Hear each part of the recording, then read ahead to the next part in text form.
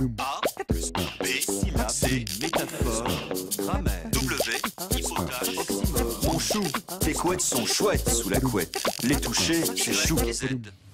C'est l'histoire d'un provincial monté à Paris et qui réussit. Jusqu'à la fin du XVe siècle, un objet précieux servant à l'ornement se disait un joyau. Ce terme, sans doute dérivé de « je », désignait ces objets de valeur que l'on achète chez un joaillier.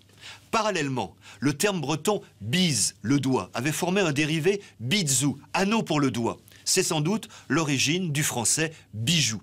Il apparaît à la fin du XVe siècle et, si j'ose dire, il fait fortune. Tout le montre. Il devient tout d'abord le terme courant normal pour désigner un objet servant à la parure et précieux par sa matière ou par son travail.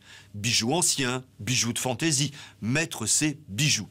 Il acquiert ensuite des dérivés bijoutiers formés au XVIIe siècle malgré l'opposition des puristes qui préfèrent joaillier. Le bijoutier tient une bijouterie. Il a enfin de nombreux emplois dérivés, qu'il désigne un objet ou un lieu élégant, un bijou d'appartement, écrit Balzac, qu'il désigne une personne. Bijou est alors un terme d'affection, mon bijou. Cette affection peut être des plus concrètes. On sait que bijou possède un sens érotique. Bijou a quasiment remplacé son concurrent le réduisant à un emploi littéraire soutenu, voire noble. La cathédrale de Chartres, joyau de l'art gothique. Il est vrai que les joyaux de la couronne ne sont pas des bijoux de famille.